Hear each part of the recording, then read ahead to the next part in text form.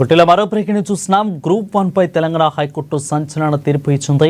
గతంలో ప్రకటించిన general ranking లిస్టును రద్దు చేయాలని ఆదేశాలు ఇచ్చింది. ఇక జస్టిస్ నామరావు వరపు రాజేశ్వరరావు ధర్మాసనం సుదీర్ఘ విచారణ అనంతరం జూలై 7న తుది విచారణ జరిపి తీర్పును రిజర్వ్లో ఉంచుతూ ఆదేశాలు జారీ చేసింది. కాగా ఏప్రిల్ నెలలో టీజీపీఎస్పీ గ్రూప్ 1 మెయిన్స్ ఫలితాలను ప్రకటించింది. ఇక మెయిన్స్ మూల్యాంకనంలో అవకతవకలు జరగని కొంతమంది అభ్యర్థులు ఆరోపిస్తూ మెయిన్స్ పరీక్షలను రద్దు చేయాలని కొంతమంది అభ్యర్థులు హైకోర్టును ఆశ్రయించగా కోర్టు జనరల్ ర్యాంకింగ్ లిస్టును రద్దు చేయాలని తీర్పునిచ్చింది.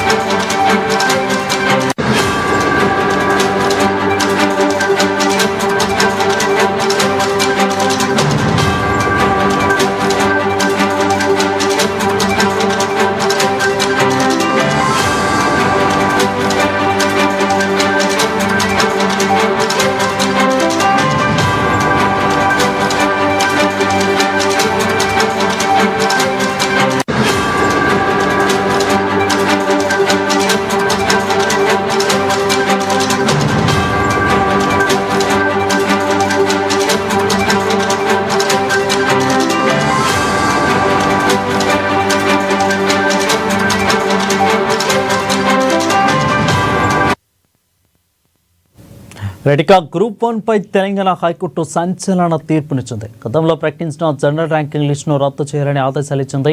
ఇక జస్టిస్ నామవరపు రాజేశ్వరరావు ధర్మాసనం సుదీర్ఘ విచారణ అనంతరం జూలై 7న తుది విచారణ జరిపి తీర్పుని రిజర్వ్లో ఉంచుతూ ఆదేశాలు జారీ చేసింది. దీనిపై మరింత సమాచారం అందించేందుకు మా ప్రతినిధి భవిత ఫోన్లో సిద్ధంగా ఉన్నారు. భవిత, చెప్పండి, అప్డేట్స్ ఏంటి? రైట్ వారం గ్రూప్ 1 మెయిన్స్ పరీక్షలకు సంబంధించి మరొకసారి బ్రేక్ పడింది. తుది దశకు చేరుతున్నటువంటి గ్రూప్ 1 పరీక్ష మరొకసారి ఆటంకం కలిగిందని చెప్పాలి. అయితే గత కొంతకాలంగా గ్రూప్ 1 మెయిన్స్ పరీక్షలలో అవకతవకలు జరిగినాయి. ఒకే సెంటర్ లో జరిగేటువంటి చాలా మందికి ర్యాంకింగ్స్ రావడంతో పాటు ఎక్కువ మార్కులు సాధించారని చెప్పేసి కూడా గతంలో పిటిషన్ వేశారు గ్రూప్ 1 అభ్యర్థులు. అయితే అప్పటి నుంచి కూడా కోర్టులో వాయిదాలు పడుతూ వచ్చింది. అయితే ఈ రోజు తీర్పు వెలువడించింది. మరొకసారి గ్రూప్ 1 పరీక్షలను రివాల్యుయేషన్ అన్నా చేయాలి, లేదు అంటే అది సాధ్యం కాని సందర్భం ఏదైనా ఉంటే ఖచ్చితంగా మరొకసారి మెయిన్స్ నిర్వహించాలని చెప్పేసి కూడా హైకోర్టు తీర్పు వెలువరించింది. అయితే గ్రూప్ 1 అభ్యర్థులు చెప్పినటువంటి అంశాలు మనం చూసినట్లయితే పూర్తి స్థాయిలో గ్రూప్ 1 మెయిన్స్ పరీక్షకు సంబంధించి దాదాపు 14 ప్రశ్నలు అంటే తప్పుగా ప్రింట్ పడింది. అండ్ దాంతో పాటు కీ విడుదల చేసినప్పుడు కూడా చాలా కీకి సంబంధించినటువంటి ఆన్సర్స్ ఏవైతే ఉన్నాయో అవి చాలా తప్పులుగా ఉన్నాయని చెప్పేసి కూడా మేము పిటిషన్ లో పేర్కొన్నాము. అంతేకాకుండా కొన్ని సెంటర్లకు సంబంధించి రిపీటెడ్ గా మార్క్స్ రావడంతో పాటు చాలా మంది అందులో క్వాలిఫై కావడంతో పాటు ఎక్కువ మార్క్స్ అందించారు. కాబట్టి ఆ సెంటర్ల పైన మాకు